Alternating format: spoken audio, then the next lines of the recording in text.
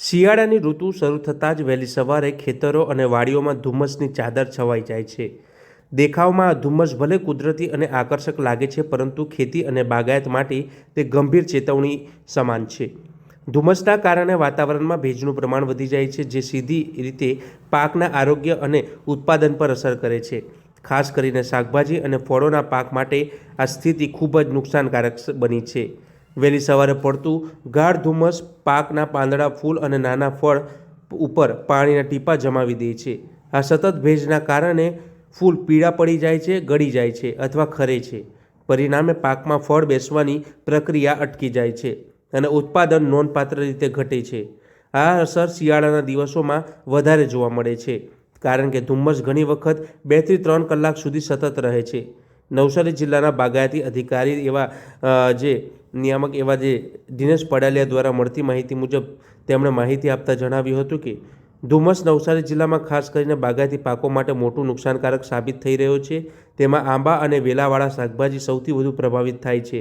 જ્યારે પાકમાં ફૂલ કે નાના ફળ બેસેલા હોય અને સતત 2-3 દિવસ સુધી ધુમ્મસ રહે, ત્યારે પાક પર સીધી રીતે તેની ગંભીર અસર થાય છે. તેના માટે શું કરવું જોઈએ, જેની માહિતી અધિકારીએ આપી હતી. જી સર, ત્યાં ધુમ્મસ જે પડે છે કયા પાક પર અને શાકભાજી પર અસર થાય છે અને શું ત્યાં? જી, ધુમ્મસ વસ્તુ એવી છે કે હાલમાં જે આપણા નવસારી જિલ્લાની અંદર બાગાયતી પાકો છે, એમાં ખાસ કરીને આંબા, જેની અંદર અત્યારે મંજરીઓ આવેલી છે, અને શાકભાજી પાકોમાં વેલાવાળા શાકભાજી છે અને ભીંડા છે.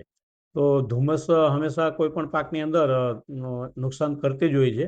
ધુમ્મસ જ્યારે આવે ત્યારે ખાસ કરીને નવા જે ફળ બેઠેલા હોય અથવા ફૂલ ખુલેલા હોય, તો એક ધારું એના જોડાણ ઉપર પાણી રહેવાના કારણે એ ફૂલ અથવા ફળ પીળા થઈને ગળી જવાની શક્યતાઓ વધી જતી હોય છે. અને કેરીમાં પણ જ્યારે નાની કેરી બેઠેલી હોય અને કન્ટિન્યુ 2-3 દિવસ સુધી સવારે આ રીતે ધુમ્મસ આવે અને 2-3 કલાક એક ધારું પાણી એના ઉપર રહે, તો ડેફિનેટલી એની આડઅસર થતી હોય છે. આવા સંજોગોમાં કેરીના બગીચામાં થોડું ઘણું આપણે ખેડૂતને ભલામણ કરીએ છીએ કે એ દરમિયાન સવારે વહેલો બગીચાની અંદર નાના નાના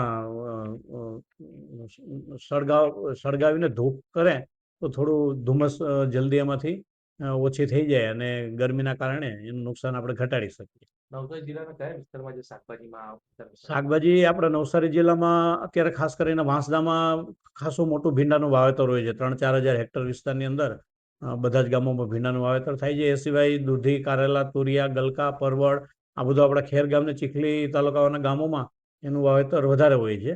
એટલે આ બધા શાકભાજીની અંદર જો ધુમ્મસ કન્ટિન્યુ 2-3 દિવસ આ રીતની ચાલે, અથવા તો સવારે 2-3 કલાક સુધી રહે, તો થોડી એની આડઅસર થતી હોય છે અને એના ઉત્પાદન ઉપર સીધી અસર કરે છે. ઉત્પાદન એના કારણે ખેડૂતોનું ઘટતું હોય છે. ધુમાડો કરવાનો કયા ટાઈમમાં કરવો જોઈએ? એ સવારે 3-4 વાગ્યાના અરસામાં કરવો જોઈએ. ધુમ્મસ મોસ્ટલી સવારે 2 વાગ્યા પછી આ વાતાવરણ ક્રિએટ થતું હોય છે. એટલે સવારમાં વહેલા 3-4 વાગે આ રીતનું કરવામાં આવે બગીચાઓમાં, આંબાના બગીચાઓમાં, તો થોડું આપણે ધુમ્મસથી આપણા જે અત્યારે મંજરી આવેલી છે એમને આપણે થોડી બચાવી શકીએ.